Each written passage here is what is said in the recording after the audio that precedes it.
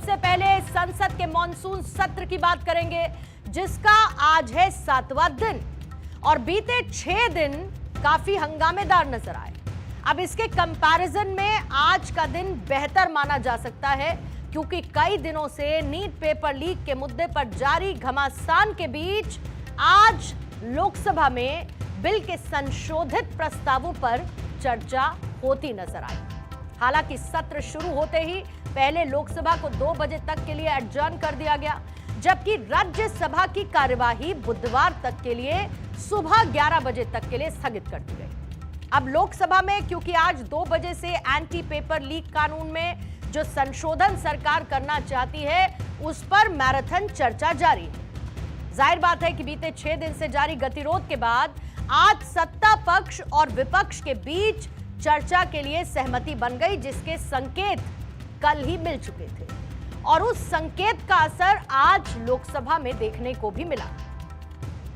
आज लोकसभा में जहां पर चर्चा की शुरुआत केंद्रीय मंत्री डॉक्टर जितेंद्र सिंह ने की, यानी कि उनकी तरफ से ये जो अमेंडमेंट बिल है इसे टेबल किया गया लोकसभा में और उन्होंने लोकसभा में बिल पेश किया था और फिर आज उन्होंने पूरा मोर्चा संभाला। चर्चा के दौरान उन्होंने ये बताया कि ये public examination prevention of unfair means act 2024 में संशोधन के लिए लाया गया बिल है। साथ ही केंद्रीय मंत्री ने पिछली यूपीए सरकार के दौरान जो पेपर लीक्स हुए उनका भी जिक्र संसद के अंदर किया। उन्होंने कहा कि अगर वो सभी मामले गिनवाने लग जाएंगे तो फिर ये चर्चा नहीं हो पाएगी। एनटीए के गठन को उन्होंने एनडीए सरकार का एक बड़ा कदम बताते हुए कहा कि इसका गठन साल 2017 में किया गया था। इससे पहले इसके लिए कई बार पहले सिफारिशें की गई थी, लेकिन ये बड़ा कदम मोदी सरकार के कार्यकाल के दौरान ही क्रियान्वित होता नजर आया। एग्जामिनेशन को लेकर के तरह तरह की वारदातें होती रही या पेपर लीक भी होता रहा। ये केवल किसी एक प्रदेश या एक प्रांत तक सीमित नहीं रहा, ऐसा पहले भी होता था। अलग अलग पार्टियों की सरकारें रही, अलग अलग प्रदेश रहे। सूची लंबी है, लेकिन केवल याददाश्त ताज़ा करवाने के लिए कुछ एक ऐसे वारदात जो बहुत ज्यादा समाचार सुर्खियों में रहे। 2019 में रेलवे रिक्रूटमेंट बोर्ड का एग्जामिनेशन, वो भी इन्हीं कारणों से, लेकिन शायद उस समय उस तरह की कार्रवाई नहीं की गई जिस तरह की अब प्रस्तावित की जा रही है। Investigation has to be completed with a span of 2 months, regardless of whether it is a central agency or a special task force, और 2 महीने के भीतर सारी जांच इन्वेस्टिगेशन मुकम्मल की जाएगी और उसके बाद जो भी ट्रायल कोर्ट होगा, जो अभी इस केस में is going to be a fast track special court, उसमें ये 3 महीने, यानी जिस दिन वारदात रिपोर्ट हुई है उस दिन से लेकर के आखिरी निर्णय आने तक 5 महीने से ज्यादा अवधि काल नहीं रहा जाएगा। तो दूसरी तरफ विपक्ष के भी ऐसे कई दिग्गज रहे जिन्होंने चर्चा के दौरान मोर्चा संभाला। सरकार के कई फैसलों पर उन्होंने अपनी तरफ से ऑब्जेक्शंस किए। लोकसभा में कांग्रेस के उपनेता गौरव गोगोई ने इस बिल के जरिए सत्ता पक्ष से कई सवाल भी पूछे, तो शाम होते होते प्रियंका गांधी अटैकिंग मोड में नजर आई। उनके तीखे बयान पर सरकार की तरफ से आपत्ति भी आई और इसके बाद प्रियंका गांधी के बयान के उस हिस्से को संसद की कार्यवाही से हटा दिया गया, जिसे सरकार की तरफ से विवादित कहा जा रहा था। इसके अलावा दूसरी तरफ समाजवादी पार्टी के अध्यक्ष यानी अखिलेश यादव का भी हमलावर रुख ही आज संसद में चर्चा के दौरान नजर आया। महोदय, हमारे एजुकेशन सिस्टम में कुछ समय से बहुत खामियां भर चुकी हैं। बच्चों पे जो प्रेशर डाला जाता है उसकी वजह से सैकड़ों बच्चों ने आत्महत्या कर डाली है। उससे भी ज्यादा बच्चे डिप्रेशन में डूब रहे हैं। एग्जामिनेशन सिस्टम खुद फेल हो गया है। पिछले दशक में 152 पेपर लीक हुए, 750 करोड़ छात्र प्रभावित हुए, मगर एक भी दोषी, एक भी माफिया को सजा नहीं। किस कानून को, जो कानून पहले बनाया उसी कानून का संशोधन करके लेके आए। किसकी आंखों में आप धूल झोंक रहे हैं? और अगर कानून से बच रहा होता तो भाजपा की 10 साल की सरकार में 20 परीक्षाएं कैसे लीक हो गई? 20 परीक्षाएं लीक हुई अध्यक्ष महोदय। तो ट्रेजरी बेंच की तरफ से कई नेताओं ने बिल के पक्ष में अपनी बात रखी। संसद में बांसुरी स्वराज का अंदाज शायराना तो फिर लहजा कड़ा नजर आया। पंजाब के शिक्षा मंत्री के इस्तीफे का सवाल पूछकर उन्होंने संसद में हलचल बढ़ा दी। इस दौरान उन्होंने कांग्रेस को भी आड़े हाथों लिया। जुबान में नरमी के साथ बांसुरी स्वराज ने हमले का वो सुर छेड़ा जिसका जवाब देना विपक्ष को भारी पड़ता दिखा है।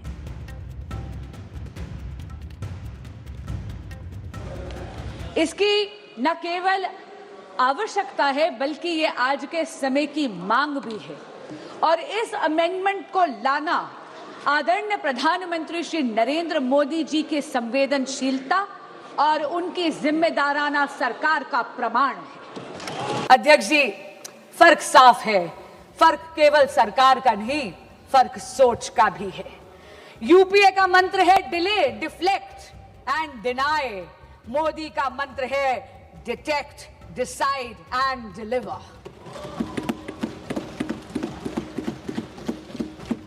इनका ये रवैया देख के अध्यक्ष जी कवि दुष्यंत की 2 पंक्तियां मुझे याद आती हैं।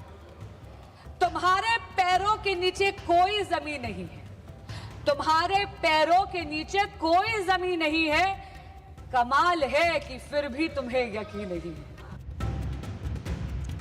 एंटी पेपर लीक बिल में प्रमुख अमेंडमेंट्स को आपको समझा देते हैं। किन संशोधनों के साथ सरकार आ रही है।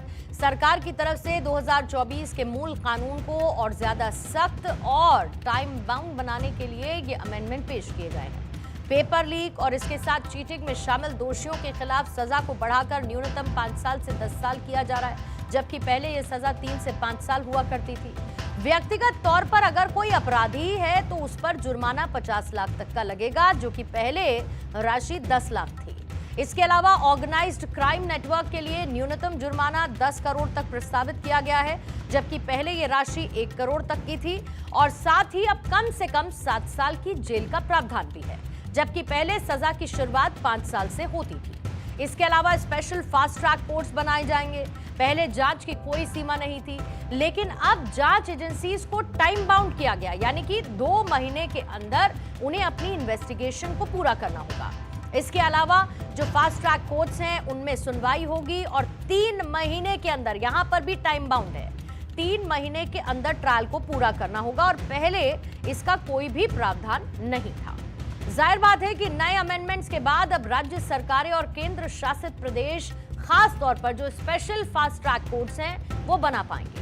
पहले के कानून में स्पेशल टास्क फोर्स बनाने का कोई भी नियम नहीं था, लेकिन अब अगर जरूरत पड़ती है तो केंद्र सरकार एसटीएफ का गठन कर जांच इस मामले में करवा सकती है। पहले अपराध को लेकर विस्तार से कोई भी नियम तय नहीं थे, लेकिन अब इन्हें कैटेगराइज कर दिया गया है, जिसमें 15 तरीके के क्राइम को लिस्ट किया गया है, उनकी लिस्टिंग कर दी गई है। इसके अलावा पेपर कराने वाली प्राइवेट एजेंसीज या फिर जो सर्विस प्रोवाइडर्स हैं उन पर जुर्माना 1 करोड़ से बढ़ाकर 5 करोड़ रुपए किया गया। उन्हें 8 साल के लिए ब्लैकलिस्ट किया जाएगा। पहले जो ब्लैकलिस्ट करने का समय था वो महज 4 साल का था, तो अब इसको एकदम डबल कर दिया गया है। इसके अलावा जो एग्जाम कॉस्ट है उसकी रिकवरी भी की जाएगी। जो डायरेक्टर है उसे 5 से 10 साल की जेल, 5 करोड़ तक के जुर्माने का प्रावधान है, जबकि जो पहला वाला 2024 का कानून था उसमें डायरेक्टर के लिए सजा 3 से 10 साल की थी और जुर्माने की राशि 1 करोड़ रुपए हुआ करती थी। और यही वजह है कि आज सरकार की तरफ से इस बिल के हर एक पहलू को रूबरू करवाते हुए प्रधानमंत्री मोदी की तरफ से उठाए गए कदम क्या हैं, उनकी जानकारी साझा की गई। अध्यक्ष महोदय, पूरे देश के युवा इस संसद की ओर, हम सब की ओर देख रहे हैं। इस बहस से, इस चर्चा से क्या निकल कर आएगी। उस आम युवा जो घर से इस सदन को देख रहे हैं, उनको ये तू मैं से कुछ फर्क नहीं पड़ता है। He is not concerned about किस सरकार में क्या हुआ, पिछले इतिहास में क्या हुआ, प्रदेशों में जब कौन राज कर रहा था तब क्या हुआ, उनको इससे कुछ फर्क नहीं पड़ता है। The student who is preparing for the next examination He is more concerned about who is going to fix the system for the future, and he knows that this government under the Prime Minister Modi's leadership is trying to fix the system once and for all for the better for his future. अब आपके मन में सवाल ये भी होगा कि ठीक है, सरकार संशोधित कानून लेकर आ रही है और पेपर लीक से बचने का ये एक तरीका है, कड़े सजा का प्रावधान इसमें है, लेकिन एग्जाम्स कौन से होंगे जिन पर ये लागू किया जाएगा अगर उसका पेपर लीक होता है तो? अब आप ये भी समझिए कि जो एनटीए है यानी कि नेशनल टेस्टिंग एजेंसी, वो देश में ऐसे बहुत सारे एंट्रेंस एग्जामिनेशन हैं जिनको वो कंडक्ट करवाती है और इन सभी एग्जाम्स पर ये कानून लागू होगा। दोबारा से इसको आप समझिए, वो एग्जाम्स जिसको कंडक्ट कराती है नेशनल टेस्टिंग एजेंसी, उन सारे एंट्रेंस एग्जाम पर ये कानून लागू होगा। जैसे उदाहरण के तौर पर NEET UG, JEE mains, CUET यानी कि सेंट्रल यूनिवर्सिटीज एंट्रेंस टेस्ट का यूजी और साथ ही पीजी भी। इसके अलावा UGC नेट के एग्जाम क्योंकि एनटीए की तरफ से ही कंडक्ट होते हैं, इसीलिए इस पर भी ये कानून लागू होगा। यानी एनटीए के अंतर्गत आने वाली सभी केंद्रीय परीक्षाओं, सभी एंट्रेंस एग्जामिनेशन पर यह नियम लागू रहेगा। यूपीएससी की परीक्षाओं पर भी यह नियम लागू होगा। ये सिविल सर्विस एग्जामिनेशन करवाता है, साथ ही एनडीए और सीडीएस एग्जाम्स भी क्योंकि यूपीएससी करवाता है, और सीएपीएफ और आईएएस के एग्जाम्स पर भी ये नया कानून लागू रहेगा। फिर एसएससी के एग्जाम, आरआरबी की परीक्षाएं जो कि रेलवे भर्ती बोर्ड की परीक्षाएं होती हैं, इस पर भी ये नियम लागू रहेंगे। आईबीपीएस के एग्जाम पर ये रूल लागू रहेगा। यानी कि इतना तो क्लियर है कि देश में होने वाले लगभग सभी बड़े एग्जाम्स अब इस कानून के दायरे में होने वाले हैं। हालांकि ये मूल कानून केंद्रीय स्तर की परीक्षाओं के लिए बना है, लेकिन इसे एक मॉडल लॉ के तौर पर तैयार किया गया है। अब राज्य सरकारें जैसे कि उत्तर प्रदेश, राजस्थान, बिहार भी इसी के आधार पर अपने राज्यों में इस कानून को लागू कर सकती हैं। दूसरी तरफ आज सुबह 11 बजे से पहले जब संसद सत्र की शुरुआत होने वाली थी, उससे पहले ही प्रधानमंत्री मोदी की अध्यक्षता में एनडीए की मंगल मिलन की मीटिंग का आयोजन किया गया। ये बैठक जो है वो साप्ताहिक बैठक है। तो जब मॉनसून सत्र शुरू हुआ था तब भी ये मंगल मिलन बैठक हुई थी, और आज क्योंकि दूसरा हफ्ता था तो इसकी शुरुआत के साथ भी ये बैठक हुई। अब इस बैठक में टीएमसी को छोड़कर आए 20 सांसदों को शामिल होने का न्योता दिया गया था। अब बात nationalist citizen party of India की करते हैं। ये कौन सी पार्टी है? एनसीपीआई, जिसके झंडे तले इकट्ठा हुए सभी सांसदों ने इस बैठक में हिस्सा लिया। सुदीप बंदोपाध्याय, काकोली घोष दस्तीदार सहित सभी बागी सांसदों ने एनसीपीआई में क्योंकि खुद को मर्ज कर दिया है, इसे रिकॉग्निशन देने की मांग को उनकी तरफ से दोहराया गया। इसके अलावा एनसीपीआई सांसदों की तरफ से कहा गया कि इस मीटिंग में प्रधानमंत्री मोदी की मौजूदगी में एक ज्ञानवर्धक यानी कि नॉलेज एनहांसिंग और बहुत ही इंफॉर्मेटिव ये सत्र रहा है, और इस मीटिंग में फ्री ट्रेड अग्रीमेंट पर भी चर्चा हुई है। खैर, ये तो बात हुई संसद की कार्रवाई शुरू होने से पहले हुई इस बैठक की, लेकिन फिलहाल संसद में क्योंकि अब भी बिल पर चर्चा जारी है, आप याद करिए 6 घंटे का पहले समय तय किया गया था, जिसे बढ़ाकर 10 घंटे कर दिया गया, और इसीलिए अभी लोकसभा में लाइव इस पर चर्चा चल रही है। किरण रिजिजू विपक्ष पर चर्चा में साथ न देने का आरोप भी लगा रहे हैं, लेकिन सियासत से अलग हटकर बात करेंगे तो सरकार इस कड़े बिल के जरिए, सख्त बिल के जरिए ये साफ संदेश दे रही है कि वो जीरो टॉलरेंस की पॉलिसी पर काम कर रही है लीक, पेपर लीक के मामले में, एजुकेशन के मामले में।